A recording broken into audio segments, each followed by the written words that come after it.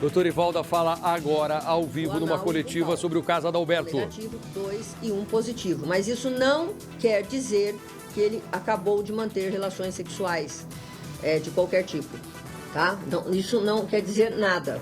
Porque quando a pessoa entra no estado, a morte dele, se for confirmar, assim, laudo fala na constrição do pescoço, uma constrição leve, que vai para aquela teoria, desde o início, do provável mata-leão. E ele ter ou desmaiado ou até morrido mesmo. Mas não teve rompimento da traqueia e tal, então não tem fratura.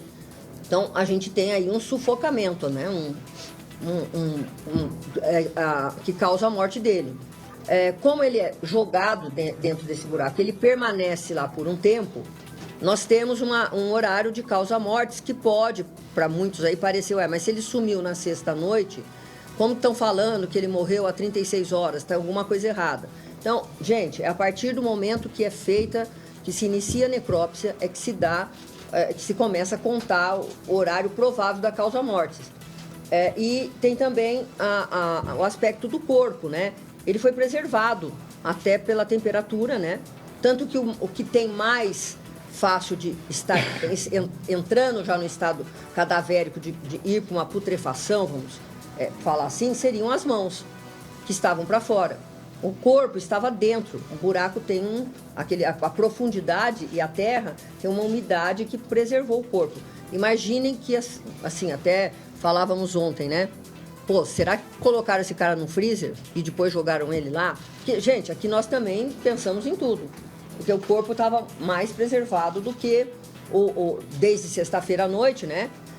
Então, será que tiraram esse corpo e só jogaram lá no domingo à noite, quando acabou o evento? Uma suposição que, óbvio, a gente pensa em tudo, mas a gente tem a medicina legal para isso. Um dos motivos é essa preservação do corpo, principalmente da parte de baixo. Alguém falou nas manchas das costas lá. Os livores cadavéricos que estavam nas costas. Também foi uma indicação. Então ele teria ficado deitado muito tempo, né, de costas. Porque não é, ele tem um pouco, sim, mas também já tem nas pernas. Motivo que mostra que ele morreu realmente em pé. Que na hora lá, naquele momento, a gente não percebe, né? O que aconteceu é que ele ficou encostado aqui. O corpo dele não passou. Porque se ele cai os 3 metros, né, e cai lá, seria diferente. Poderia ter mais fraturas na perna, as pernas estariam mais sujas de terra. Se ele... talvez os livores seriam em outros lugares, se ele caísse sentado de lado. Então ele teve um apoio aqui. Ele não passou, aquela jaqueta grossa de motoqueiro impediu que o ombro dele continuasse. Por quê? Porque aquela fundação que eles fazem ali de 3 metros, ela numa forma arredondada, segurou. Então por isso que tem um pouco de manchas dos livores cadavéricos aqui. Então o sangue parou ali.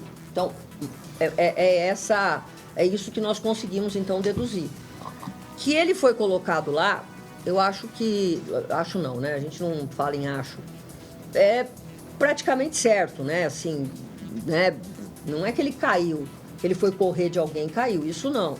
Até porque o capacete dele foi colocado depois ali. Tudo indica que daí puseram o capacete. O capacete dele tem tá quebrado, né? A viseira quebrada e a marca, como se ou tivesse batido, não nele, porque ele não tem lesão, ou ele pode ter jogado esse capacete, ou quem fez isso jogou o capacete no chão, de forma a quebrar o capacete, inclusive saiu o forro de dentro, né? Então foi alguma coisa um pouco mais violenta ali, mas não nele, porque senão ele teria lesões. Certo? Bom, agora com esses laudos aqui, o necroscópico, para quem tem acesso, está bem claro. Nós então já sabemos que de alguma forma ele teve uma constrição no pescoço, aqui na traqueia, que causou ou a morte ou um desmaio. Então ele é colocado dentro Doutor, ainda não dá para saber se ele foi colocado. Para você que está chegando agora na Record, é uma coletiva ao vivo. A doutora Evalda, a doutor Nico, outros delegados respondem perguntas dos jornalistas. E que ele pode ser desde a sufocação ou mesmo da construção torácica.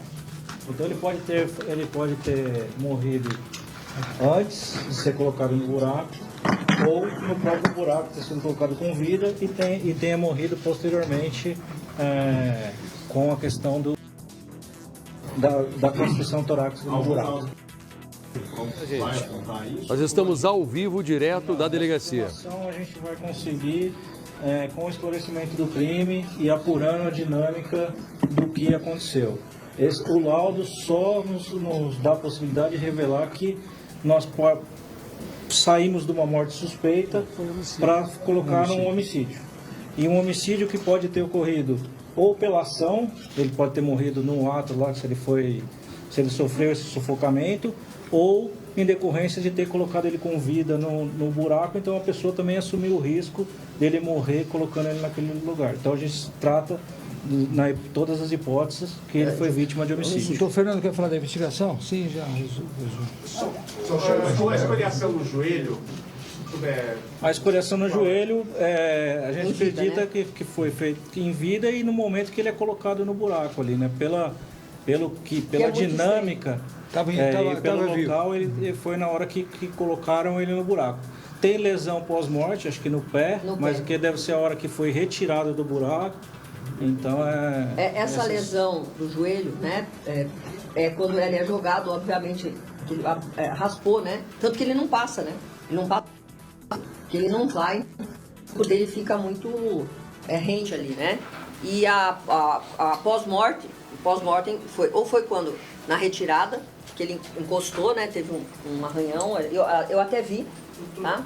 Essa lesão, que é uma lesão de raspar, assim, uma coisa não, na própria terra, ou, tá? Então a pós-mortem é essa.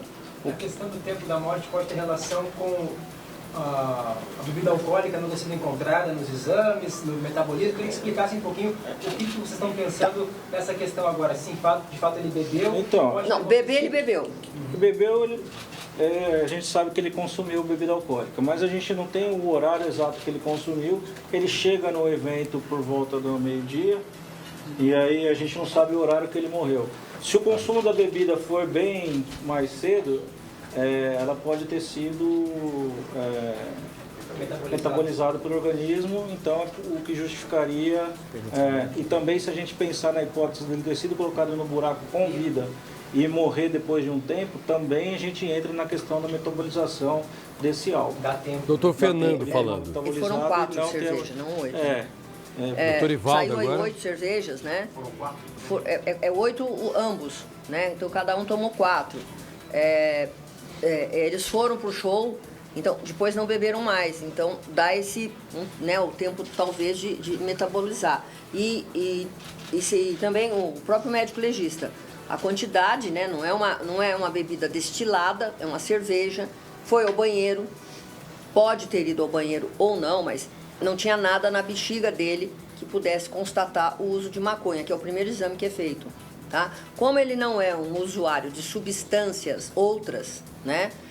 Não se acha, não se localizou nem para maconha, que foi pedido, e nem para eventuais outras drogas consumidas, tá? Mas o laudo foi por isso, ou porque ele, na hora da morte, a pessoa... são fezes, urinas e o líquido seminal que acaba acontecendo. Pode ter sido nessa hora ou ele ter ido ao banheiro um pouco antes e tá com a bexiga vazia. Tá? Então por isso não achou a maconha. A maconha seria só na urina? Na urina eles fizeram outros exames e também lá um outro tipo de exame, mas o mais para maconha, para quantidade ali, seria na urina. Eu fiquei numa dúvida com relação às marcas das costas. Foi enquanto ele estava vivo que Chegou essa.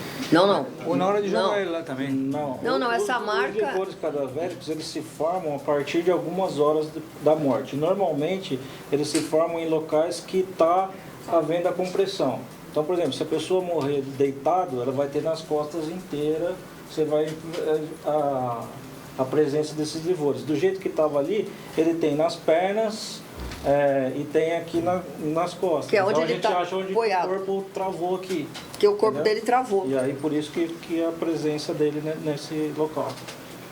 E a doutora falou que ele morreu em pé, assim, Sim. Na sala de imprensa do DHPP, Não, ele coletivo não, ao ele vivo tá- agora ele tá- para falar ele do morreu caso porque Adalberto. Ele parou, então, em pé, né?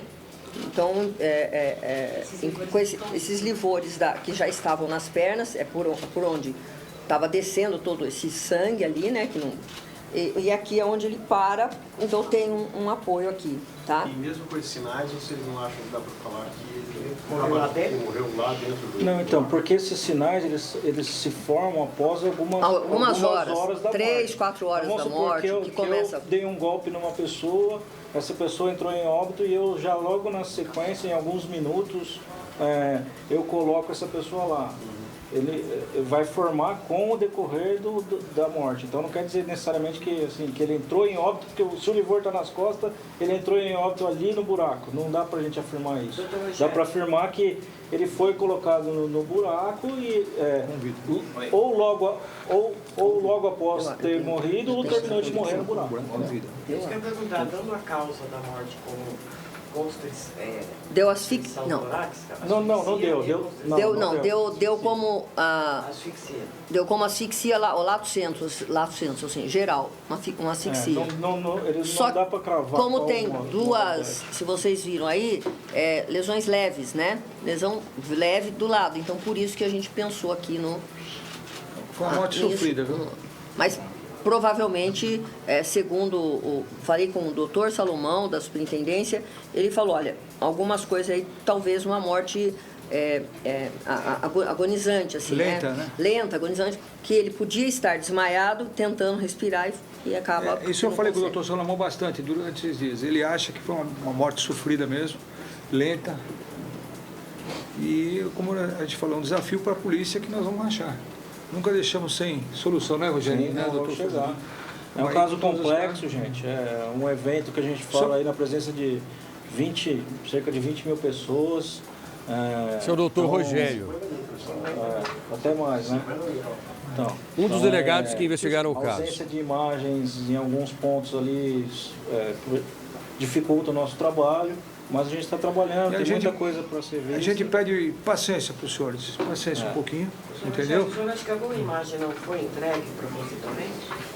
Não podemos afirmar isso. Tinha algumas câmeras que ali não estavam funcionando, a gente aprendeu e se por acaso algo foi apagado ou não sei o que, talvez a perícia possa dizer. A gente não tem essa informação. Vocês já receberam a lista completa de seguranças dos 3 locais? Assim, a gente sabe que é o número que é 188, mas do evento. O total de segurança ultrapassa 200 e poucos seguranças. A gente não tem o número exato ainda. A lista você já tem, a lista completa de todos? E aí mais ultrapassa 200 seguranças. Nós não contamos assim exatamente quantos são, mas É possível dizer quantos estariam naquela área onde o Adalberto teria desaparecido, o caminho, o trajeto até o carro? A investigação a gente está solicitando algumas informações nesse sentido, mas a gente não tem ainda essa resposta. Doutor Rogério, quando o senhor fala mais de 200, a polícia já tem o nome de cada um dos 200? Isso foi informado a listagem, a gente recebeu a lista de todos os nomes aí dos seguranças. Em relação ao carro, a gente já pode descartar que ele chegou ao carro ou não? Como é que está essa situação? Não, acho que ainda falta um laudo do carro, é isso? Falta um laudo do carro, a gente existem várias linhas de investigação, a gente não consegue ainda cravar o que aconteceu. Então, numa das linhas, que é talvez a principal linha, ele não teria chego no carro, mas como existiu ali elementos coletados no veículo, que ainda nem saiu laudos periciais com relação a sangue, que podem ser pretéritos a esse evento, pode dizer que pode não ter relação nenhuma com a morte, mas que a gente está investigando para descartar ou corroborar aí, a gente tem que aguardar esses resultados e entender toda a dinâmica da investigação para poder afirmar que ele de fato não chegou no veículo ou chegou no veículo, entendeu? Doutor, a suposta mulher de Sorocaba existe ou não? De onde saiu isso? Então, a pergunta é essa, né? Que todo mundo está falando que ele poderia ter encontrado. Nós tivemos acesso ao celular dele. Quem seria a suposta mulher de Sorocaba? Todos esses detalhes você vai acompanhar às 16h30 com o Grande Gotinão no Cidade Alerta